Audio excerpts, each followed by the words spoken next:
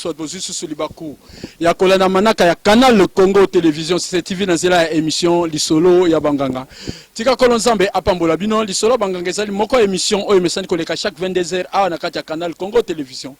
Kasi pona mukolo lelo tokiti mingi penza na commune ya Kalamu penza na quartier Kauka na avenue Frontière. Pona komeka kosolana passé Serge Taboko oyo binbona na kamingi passé Serge azali mukambia église mot de la transfiguration ndeto komeka kobeta masolona ye na mayematali malakisi oyo auti kolakisa tope nini elakisi to nini obabenga ko kombo délivrance to komeka kosolana na mwango muke bolanda RDC la vérité c'est que na ko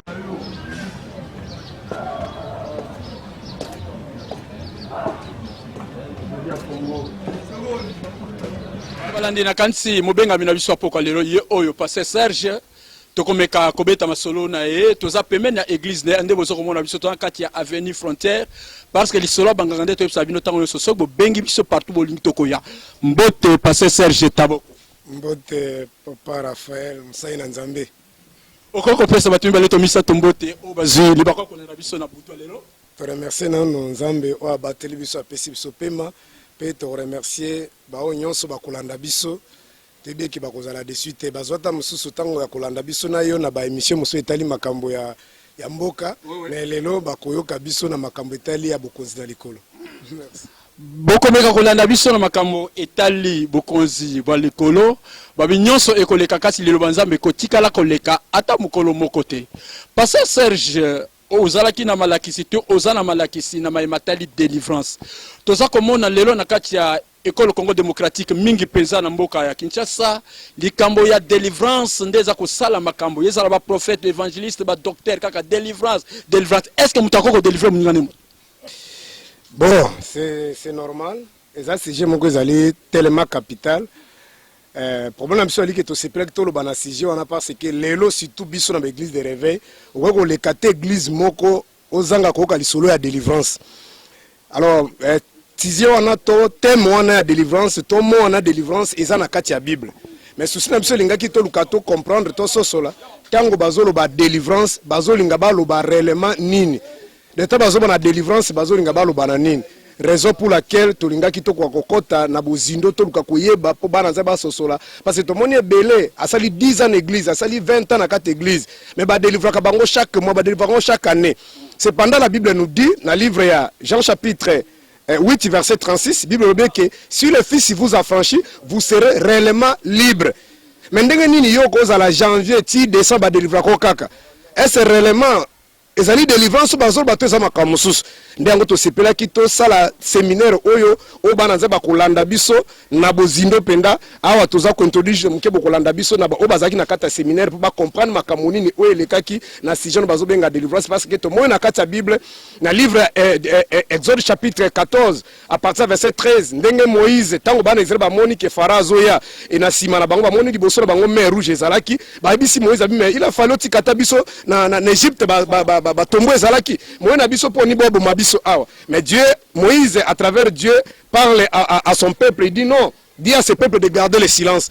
Bah comment on a délivrance on a comme la bango c'est-à-dire nzambe a ndemuto amema ki délivrance wana et to moni pe Jésus et moko dans le livre Luc chapitre 4 à partir verset 18 azoloba abi que l'esprit de l'Éternel est 6 mois je crois ils allaient écrire à Isaïe chapitre 61 abi l'esprit de l'Éternel est 6 mois il m'a pour na ko sa nini pour na ko délivrer ndengo tozo luka bana nzaba landa ba yebe loko ni bazo ba délivrance parce que délivrance eli bakaka action ya ko délivrer siko yo bazo délivrer nani bazo délivrer nzoto ba délivrer spina yo siko soki bazo délivrer nzoto tu dis que osana on libre okenda ke église ozozonga mais so bazo délivrer nzoto te c'est ba délivrer esprit na yo siko esprit yango ba délivrer kango ndenge nini nde problème na biso eza yango wala parce que bele ba kasaki bazo sala la bango délivrance nzoka ndeza nango délivrance c'était bazana bango ko l'exabino temps c'est pourquoi tout monde que ba mbula na mbula ba sala ba délivrance yango mais les gens ne sont pas délivrés.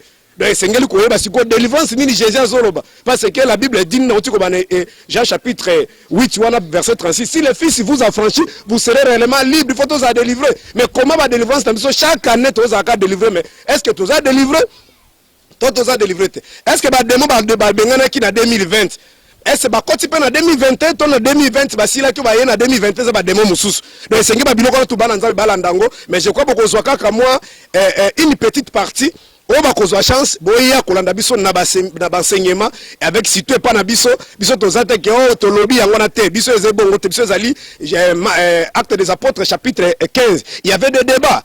Ça dit même Jésus et mon peut poser des questions, il répondait. Donc chez nous, c'est le débat. Mardi, il y a une journée réservée pour des questions, des débats. Il y a qu'à poser des questions, conformément à la parole de Dieu, on sera là pour répondre avec beaucoup d'humilité. C'est pourquoi tout le monde a poto ko éclairci bana zepo mingi balanda biso ta musuka makambamboka mais les lobo landa biso na makambo itali lo bananza azaka pasteur to ka pasteur mais siko les lobo landa bokoyoka je crois moi na quelques minutes makambo to lobela ki pona délivrance ya solo et okozala identifier ba ceux qui vraiment yo posa délivrer. Bandeko balandi na kanti ndenge pasteur Serge Taboka lobi mesali kolanda ye na émission débat religieux makambo ya mboka tozwa na élément Moro Nzambe l'infatigable tia biso élément oyo ya mate ya délivrance to landa bongo après tokozonga.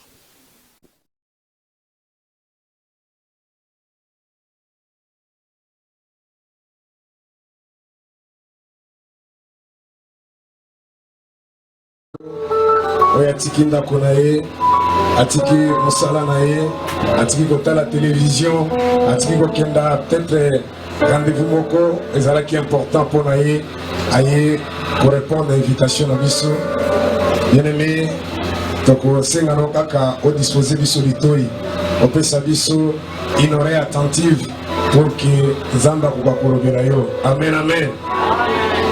Sans plus tarder, Maramba Kolobezali tellement ébélé et on ne saura pas tout dire ici parce que c'est un séminaire. Autre c'est là qui te parle ici. Je crois que vous êtes en train de voir sur les tableaux ici. Nous parlons sur les vrais gènes, la prière et la délivrance de l'Éternel. Pendant l'année, tout c'est là qui te le macambo et le jeudi, non, le vendredi déjà, on a parlé sur les vrais gènes. Et hier samedi, on a essayé de parler sur la prière. Aujourd'hui, on va continuer sur la délivrance de l'Éternel. Pourquoi tout ce là qui est sur le sujet Oyo? Parce que ça va sujet Oyo, sur qui est dans l'église, nous sommes surtout dans l'église de réveil. Donc, ma terre Oyo est en raté. Prière, il faut que tu aies la prière à ma casse, tu as la gêne à ma casse, tu as la délivrance. Amen, amen. Même étant aussi, tu as monté ma débit, tu as 90. Et ça là qui est au coup de mingi, ça a été ça dit. Le royaume de Dieu approche, répentez-vous. Mais l'église nous sommes na baenenyo sommes na kotia makamba royaume de Dieu, les loba lingi les sous-souter. Comme il y a souvent lingi bandiba dans l'église, il faut parler sur la délivrance.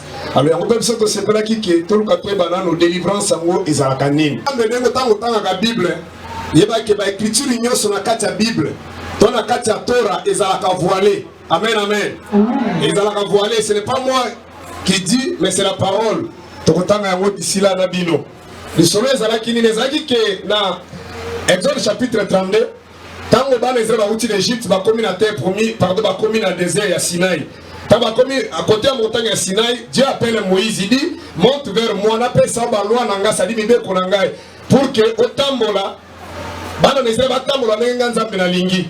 Mais à partir verset 32, pardon chapitre 32 Exode chapitre 32 Moïse tangazali kona ngomba nzamba azobisa bino kita bana Israël basaini ba bebisi. Alors la Bible dit que quand Moïse descendait abandé kitana mibeko sadina deux tables de la loi. Tanga komi akuti bana Israël basali vodo. Bible dit que azwaki ba table de loi saini abwaka ki yango abuka ki yango. Et souvent qui wana tira fali Moïse amata lisusu. Maintenant tu viens à Exode chapitre 34 nde komona makambo na zolo ba on n'a pas le temps de tout lire. À partir du Exode chapitre 34, quand Moïse a quitté pour la seconde fois, na mibeko utaki kozwa, abengi bana Israël baya na montagne pour basani, bayoka ba insidi l'Éternel. Bible dit que bana Israël a constaté que Moïse a qui tellement korenoué, pardon ko elongi bandeko kongenga makasi. Réellement ezalaki makasi. Bayi Moïse sito sani to ko kana biso ko poussa la terre. Alors Moïse pour bana Israël bayoka qu'est-ce qui s'est passé? Azu voile la saline, a voilé de l'onginae, a zippé l'onginae a bombi yango. Tant a bombi yango, Moïse a zolo banasima voile, bana nezre bazoyoka libanda ani, libanda voile. C'est pourquoi tant Moïse a zolo ba au commencement Dieu créa les cieux et la terre. Mutubalama balusi misa saline.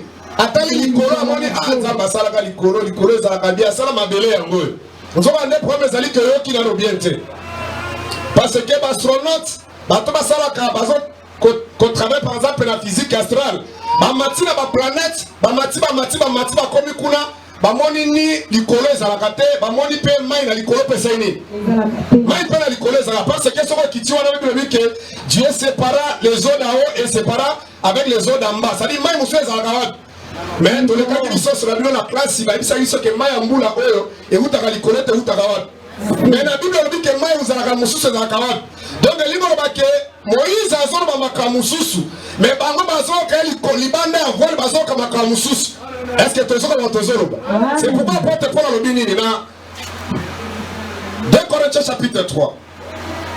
2 Corinthiens chapitre 3 le verset 13. 2 Corinthiens comme Moïse. Ah, apôtre Paul dit que nous ne faisons pas comme Moïse. Mais si nous faisons comme Moïse, qu'est-ce que Moïse faisait? Qui mettait un voile sur et Moïse a dit qu'il voile de l'Ongilaye. Pour que le fils d'Israël ne fixasse pas les regards. Pour que les gens fixer les regards là-bas parce que son visage rayonnait. Oui. Sur la fin de ce qui était. Pour que vous compreniez ma campagne qui est très important à Kati. Mais vous ne pas Zambé. Mais ils sont devenus dignes d'entendement. C'est pourquoi jusqu'aujourd'hui ils sont devenus dignes d'entendement. Entendement comme difficile. C'est tant que nous avons tant de Marobanzambe, à son nom sens noyé. Car jusqu'à ce jour, parce que jusqu'aujourd'hui, le même voile de Moïse a tchaki na ngamba Sinaï qui le mesalini ezali. Quand il fait la lecture de l'Ancien Testament, l'Ancien Testament, voile de Salini. Il ne se lève pas. Voile de Wakate. Parce que c'est en Christ qui disparaît. Ah, donc voile de Paul Wapi et pas Christ. Oui. Jusqu'à ce jour. Jusqu'à ce jour. Quand on lit Moïse. Oui, tu as déjà lu, continue. Mais lorsque le cœur se convertit au Seigneur, oui. Le voile est ôté. Oui. Or le Seigneur c'est l'Esprit. Oh, le Seigneur c'est l'Esprit. Donc voile on est le bassin vous taquez pas nan. Et pas Seigneur. Seigneur la zanan. Et c'est Esprit. Oui. Et là où est l'Esprit du Seigneur. Là où il y a l'Esprit du Seigneur. Là est la liberté. Ah, on a des sika limba que là où il y a l'Esprit et sika voile au sane. Est-ce que tu vas me tozo là? Amen. Le toyer ah, toyer ton bouc à Moïse. Et c'est pas moi qui le dis, c'est la parole de Dieu. Je suis dans Matthieu chapitre 5 à partir du verset 17. Jésus dit ceci. Accomplis la loi. Tant que les ciels et la terre subsisteront, aucun ignotant de la loi fera quoi? Et qu'on a ni retranché. Amen, amen. Alors, il mouta comme les Kakolongola, Bakolongola, comme on est le Kozinani. Depuis ce toyer, awa, potosani. Tant qu'il s'en a commis. Ça dit, toi, expliquer quand on m'a commis. C'est pourquoi moi, dans Matthieu chapitre 27, il nous a bien que quand Jésus cria sur la croix, il y a eu tremblement de terre. Voilà qu'on sépare, lié trésor, lié Sessagini. Et Pasukaki, pour permettre la Tomasani.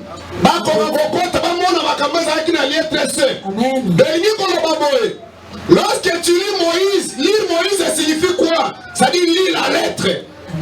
Actes des apôtres, chapitre 15, verset 21.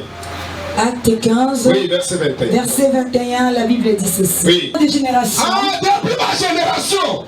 Moïse a dans chaque ville des gens qui les prêchent. Ah, dans chaque ville. Ah, nous avons les apôtres Paul. L'apôtre Paul, Moïse va aller dans la génération de mon côté. Mais l'apôtre Paul dit que jusqu'aujourd'hui, on fait quoi? On continue à lire Moïse dans toutes les synagogues. Oui. Puisqu'on les lit tous les jours des sabbats dans chaque jour, la sabbat, il y a la synagogue. Alors il parie. Bon, Soukatawa, qu'est-ce que Moïse a ça pour faire Karbata Réni? Et nous, Moïse lit Koloba lettre. Moïse lit Koloba écriture.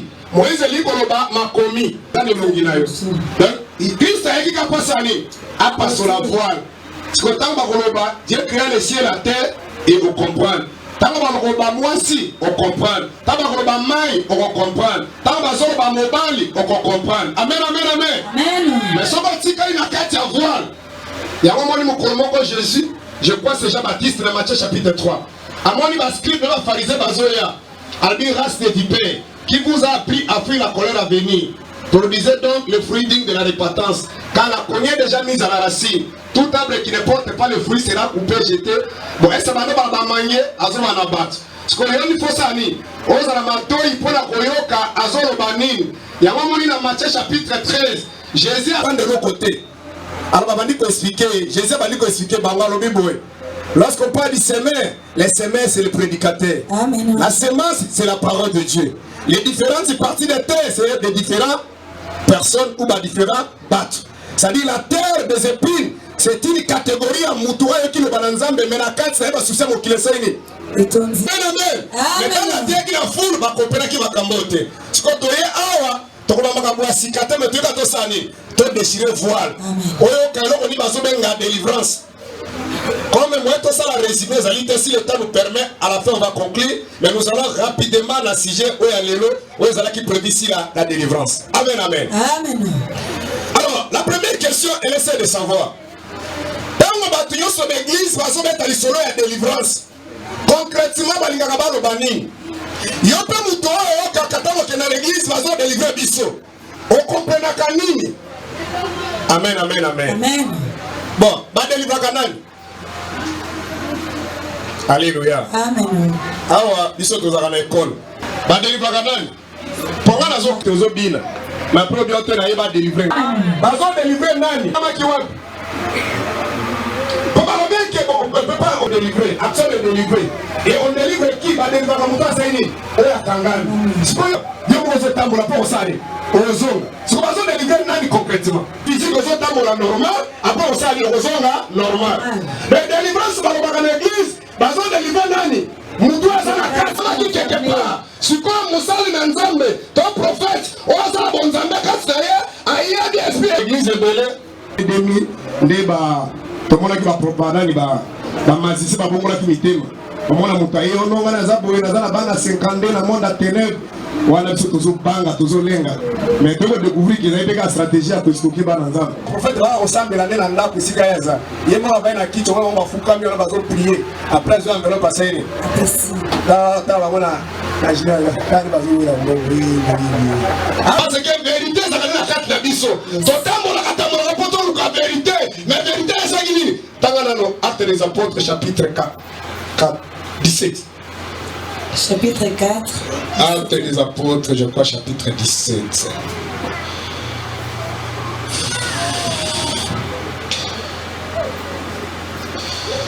Je vous en prie, je cherche le verset.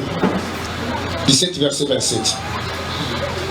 Il a voulu qu'ils cherchassent et qu'ils s'efforçassent de les trouver en tâtonnant.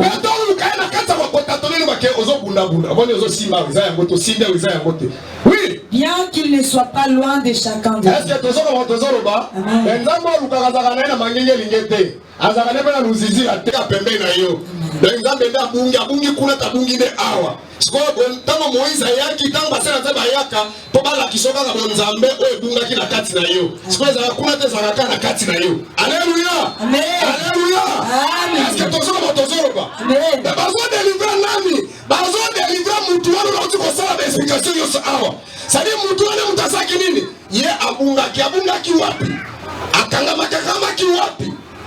akangamaki na minyololo na nani ya Satan, akangamaki wapi na kati ya nani ya ignorance, akangamaki wapi, akangamaki ta mosusu na ba makambo ba tradition, akangamaki wapi, akangamaki le kobo, akangamaki wapi, akangamaki. Alléluia.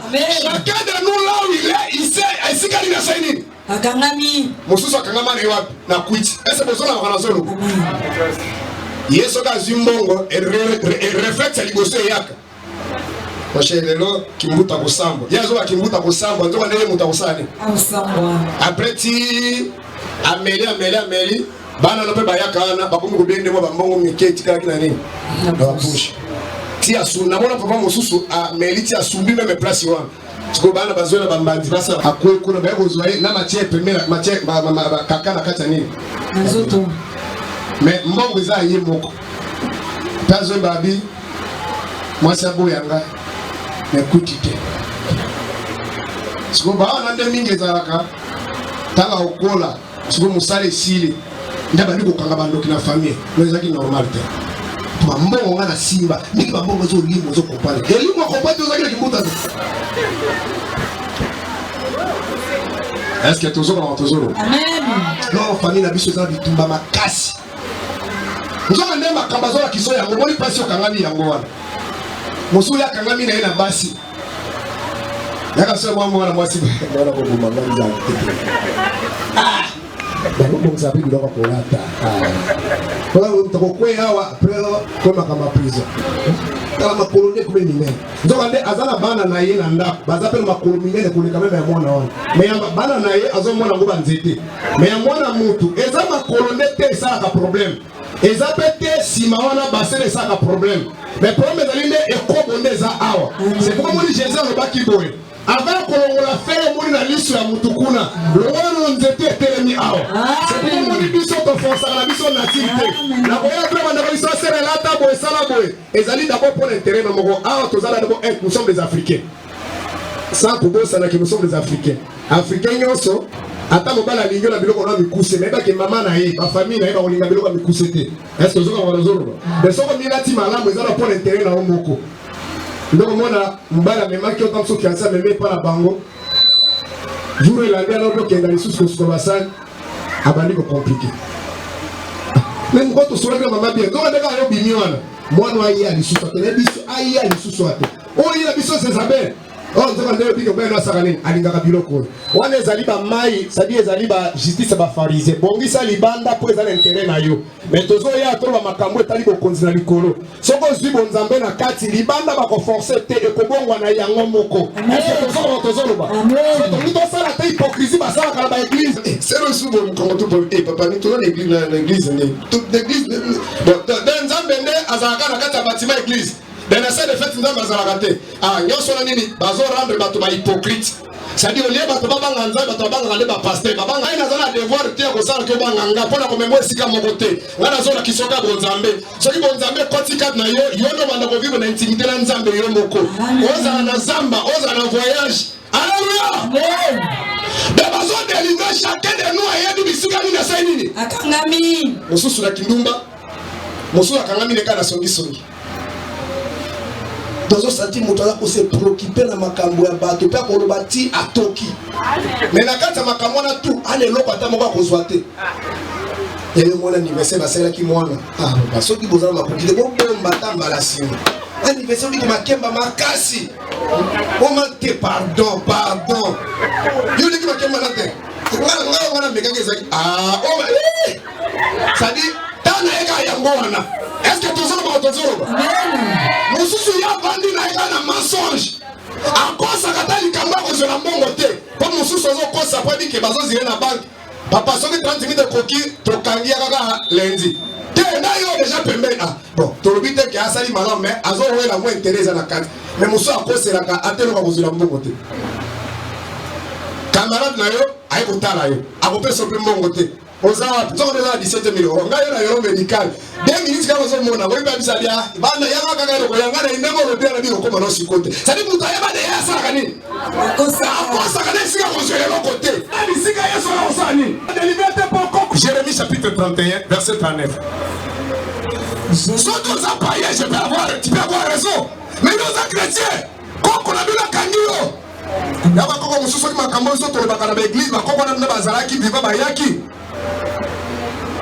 La presse on a un vanda. Lucas Jérémie chapitre 31 verset 29.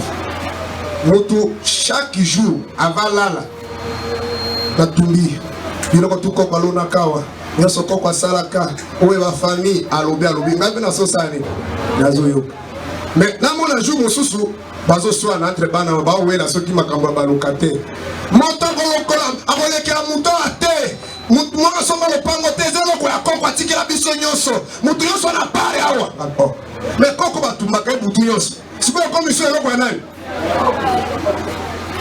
mais lokola koko azala bilakeli mabe atika balien bimana lopango na ye mais lopango akoko na bito kongo kenda na baparke mona ebele wana okutu bazaka basituka lopango banjili bakobela bakinja mpango akala wana mingi zaka bapango bakoko basaini koko na yebaka ne makaba badelivrance soka yebaka delivrance mais atekaka na yango aliambo mais yebaki ke no bana na ngamso bakuta mboka boyeboye natikela bango nini atikeli bino mais yo ozotumba ye bakonaissance ambe biso ebele tosula na direct ngo ya kinshasa te Pour le temps de Mozart, celui de Cotimbo. Attends, si vous avez un peu de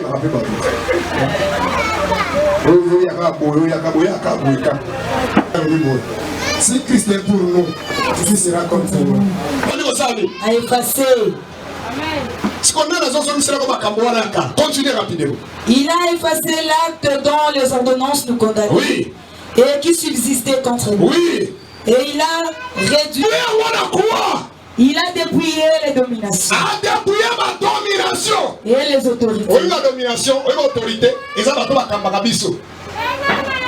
Obi koko na bino na ngaku na za koko na ngani kwa koko na sana nchora kusakana to wende ko bakawana eli ko bakie ko sala ngani oza ku elever ye wende ko banga kaywana wende banga kandoki ole ba ko sala nini ku elever kabango je te donne un exemple la bisabi ke tena zana mwana moko bwana venu azoluka biso bokutele bokobunda ya soro mwana moko ya 5 ans osani oseka mwana ndo mutabia badoi.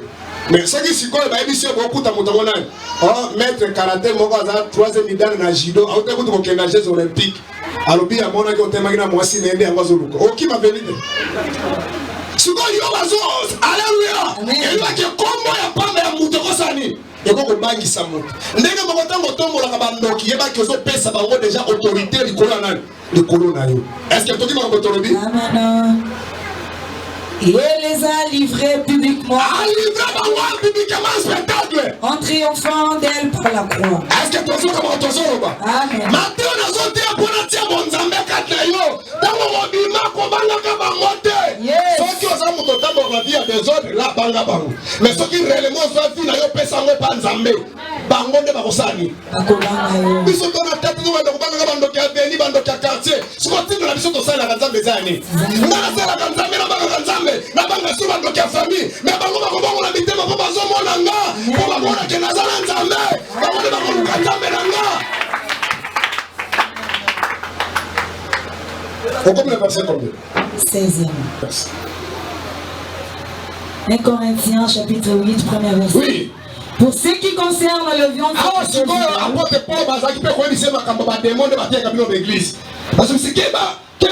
Alors bien, ce qui concerne ma viande de sacrifice d'idole, ça veut dire que biloko bana jira ba ko liate ba ko simba da kenda kuna te ko na biso na nga ko koma kuna te ko ya mo na nga na boye me ba renye sa famille nga ko na nga te ba ta ba ko mo na ka yo boye mo na pe ba dame d'abord na ma ko ba ki ndoke da mo ndenge fonctionnalité tika ba di sa bien aimé mo ni ndoke ko za na intérieur oza na Kinshasa ko lokayo. Peso céleri les arrêtés ne bater à bino d'église wana. On doit faire ça ba témoignage au moins na teno ndoki moko apumukaki akoyaki. Ezara na bitu biloko lokuta. Yango mona ka ba marié basi nyonso bazali bana bango baza bandoki. To mibali tu bazala basi baza bandoki. Jamais ko mona moko ndimaki mobali na zandoki to mwasa na zandoki. Pona ni? Po alala kana mobali na chaque jour. Atikala ko mona te mobali na sani. Ce que tu as vu, nous avons commis un peu de temps. Nous avons dit que parce que sorcellerie et fonctionnaire ne va pas être raté. Sorcellerie est un déplacement esprit dans Katia Moutou. Ça dit que nous avons longtemps qu'on voyager. Nous n'avons pas de ça. Alléluia. Dans mon ligne, nous avons voyagé dans la Braza. Il y a que Braza dans la Katinayo. Il y a que Paris dans la Katinayo. Il y a que Moka dans le village dans la Katinayo. Ça dit déplacement, ça les Makanakati. C'est pourquoi nous sommes allés au côté de la Nabonabino à Foucault. Ba fini na butu mekle za kanga mandengeni sada yaka physiquement te est-ce que tozo comme tozolo ce qui va dire ma campagne spirituelle pour comprendre le fonctionnement monde spirituel de l'état molaka. Continuez. Nous avons tous la connaissance. Apôtre Paul dit que toi dit que tozo la connaissance va bilo kona nyonso on va simba ka boete retoucher boete oui. La connaissance enflamme la charité. Oye de ça la kemotal vimba. Na komi kiti ça ndeza malamu. Si quelqu'un croit savoir quelque chose, il n'a pas encore compris comme il faut les connaître. Mais si quelqu'un aime Dieu, celui-là est connu de Dieu. Pour ce qui est donc de manger des jours, il n'y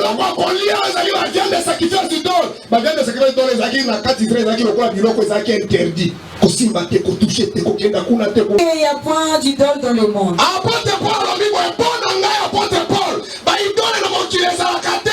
Et il n'y a qu'un seul Dieu.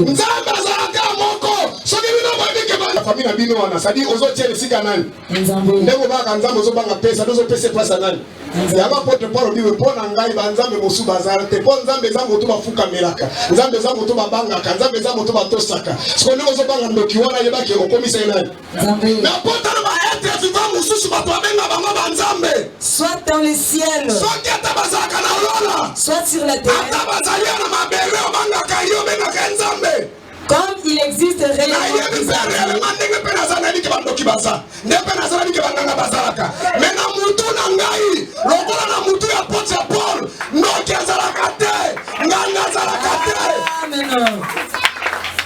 néanmoins pour nous, il n'y a qu'un seul Dieu, le Père, de qui viennent toutes choses et pour qui nous sommes. Dans toutes circonstances, c'est ce que tu sais. Moi, les dimensions à Bonzambé. Ça dit, moi, dans un bazar, par exemple, tout n'a bien à vieux beaucoup, mais va compliquer. Nous devons aller au soin de ça. D'abord, on s'en va péter. Il y a comme ça, Ganzam. On va encore à la route, on va recevoir, il y a un fauteuil. On va encore à te faire ça, on va d'abord, on va encore à péter. Comme ça, Ganzam. Nous devons Bonzambé en Goal. On y a un moine, un zam, comme un moine à vous.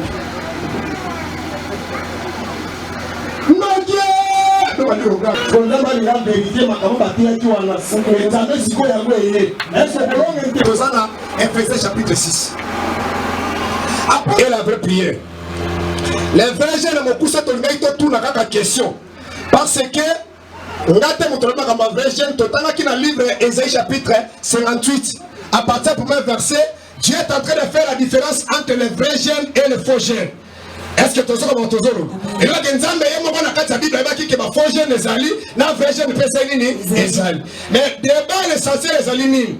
L'église est tout ça, la jeune pour la nine. Pour tout le qui dans le livre de Matthieu chapitre 17, verset 14. Tout le monde qui connaît que Jésus, dans la route du Corée en Gomba, dans la Kiti, à côté qui papa en a. Ayaki na mwana na ye babonde na pona mwana na ye baya koli ya Jésus basaki nini bakoka kite nga yebisi Jésus na yaki na mwana na baya koli basai nini bakoki te Jésus azu mwana na sai nini a délivrer ye a bengani milimo mabe après ba disciple ye komona Jésus babi pona nini biso to koka kite ko bengana molimo oyo nde Jésus abisi bango boy Matthieu chapitre 17 à partir verset 14 les gens de paix de foi les hommes incrédules, jusqu'à quand je continuerai à rester avec vous.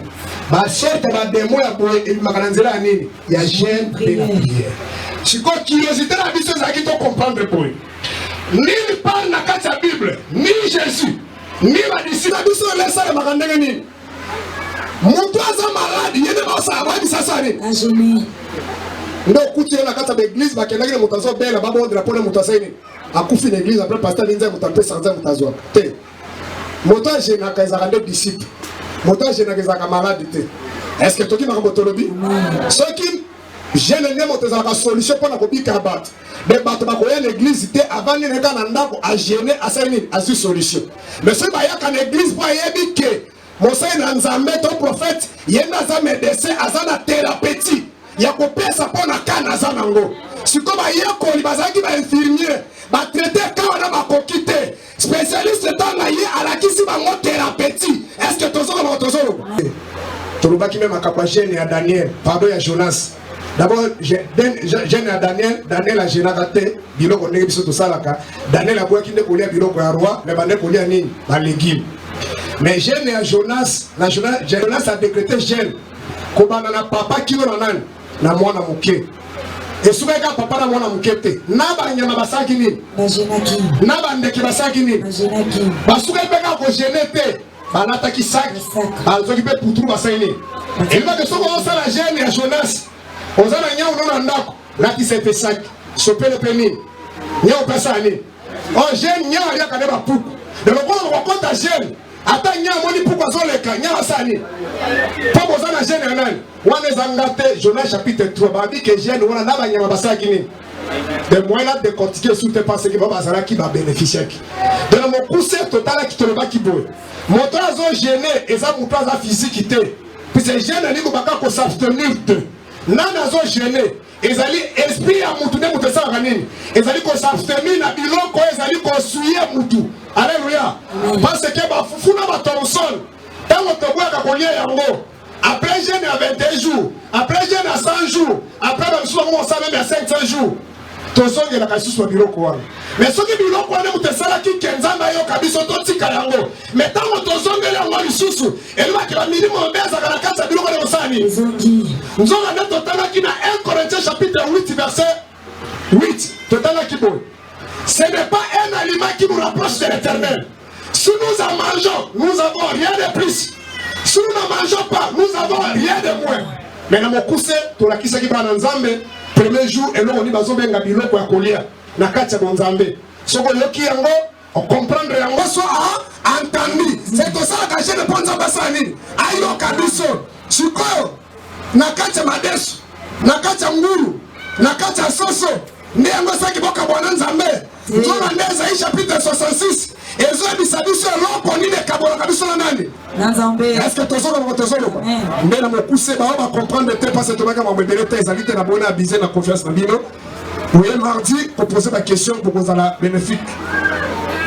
Ouais, banda monde entier. Pasteur Serge Taboko nakansi tolandi mateya ya délivrance.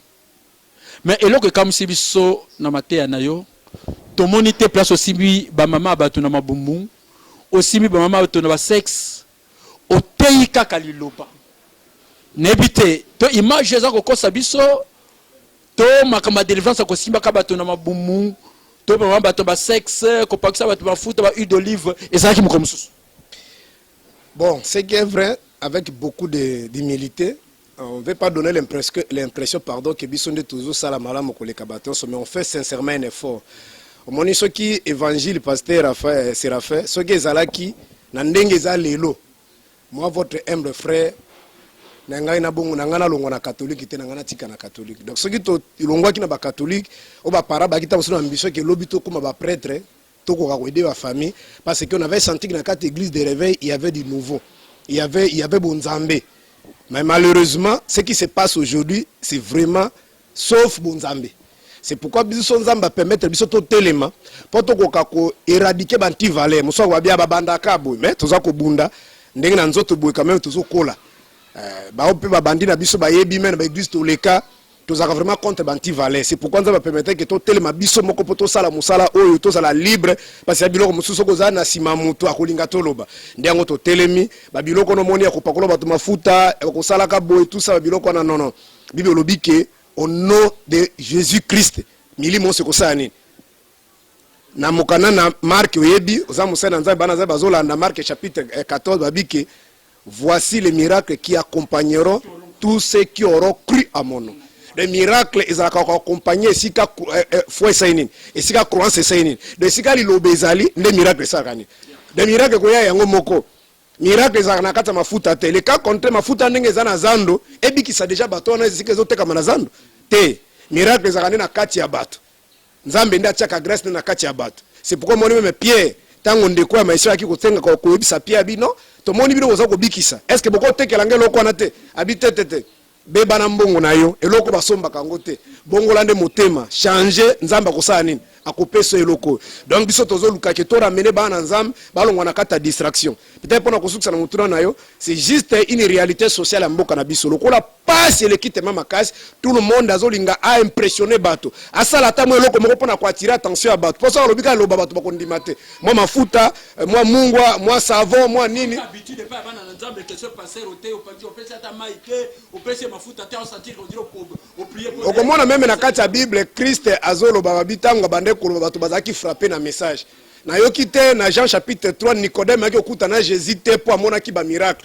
Alobi mutako ko loba lokola yote soka saini. ce qu'on pas en coloté miracle ne yaka ko accompagner sigali lobezali de tolobite que miracle les ama be miracle les ali mais biso tozana besoin miracle est accompagné par ça dit parole miracle la parole de sika parole les ali miracle ko sani et ko sale mayango moko et ce qui peut miracle salemi tozana besoin de to benga yo to benga ba journaliste ba collecter na TV parce que yo moko oyebi que Jésus à chaque fois même miracle bande ko sale bande ko lingate ba to basani ba kenda ko loba yango ne olinga ko te ba témoigner yango o mota musa se miracle akiminai de tika muto miracle ça n'est pas na ye moko akende ko sani agenda ko tatola kengana benga ba journaliste po ba kolakisa miracle po nzambe asala ka makamule na tango alingi pe na muto alingi de biso to ali ba sali ngana ko décider na place nzambe te na tangi bible momba ko bana machechi apocalypse na tika ko mona te sika moko Jésus azobenga bato boya boko mona miracle mercredi boko mona miracle tel jour ni ba disciple ya bande côté ya kak et miracle bande ko salima yango moko de nzambe soka ba sala lelo lokumu ezayi soki pa sala eza problème na nga ko se glorifier ezali kama nzambe moko ndeto senga na bana nzambe avec beaucoup d'humilité bota l'église était pour un nombre tolobi peut-être que bato belé ndeza mabete mais bota l'église pour na bonzambe boeluka boloba ya nzambe maloba ya nzambe bato oso babebiti ya solo pe bazali nde yango na kasi bolandi mwa ndambo ya malobo toti koteya awa na message toti koteya peut-être télévision ezali ngonga boya koposer mituna je crois soki nzambe asungi na mois de décembre awa tozobongisa pe manifestation mosusu ya munene tokosala manifestation moko mpona koéclairci bana nzambe tolakisa bana nzambe eloko ni bazobenga le repos de l'éternel mpona toti kotalisa bato délivrance ya nzambe mpo badélivrance ebele ezosala na baeglise badélivrance ya bato. On se comprend. Il y a un moment où il délivrance ko basala kabino di janvier bando sambela 10 ba délivrer ko kak mozano ka délivrer te. Oh Jésus alobaki na mokana na Romains chapitre 8 verset 30 lobi si Christ est pour nous qui sera contre nous. Il y a plus de condamnation pour tous ceux qui sont en Jésus-Christ. Mais yo zana Christ, mozaka ka condamné. Ozana Christ bakoko baloka ko kaka. Nzoka nde bazo bosa na bazo ko sabino bakoko bazo kanga ezana ngosu bakoko pete. Pokoko na tamsa bundaki atikila bino mabele ande bovande mais bato bazo kanga makabate ya kabino a eza télévision ta ezalite ezale musu makambuka ya société ngemboko soke bongi ba matia muso ba délivrance ne ko sila nango mais délivrance ya solo nde yango toti koloba soko o sezi makamala mute boya to ko expliquer bino loko ni bazo benga délivrance eza pona ko sauver ba ame ya bato eza pona ko longola bato na kata captivité ya diable eza te po mutazo musala po ba pesa bato misana na ville eza te po bazaki délivrer ba misu bazana ba oku ba miyibi bazana musu bato masumu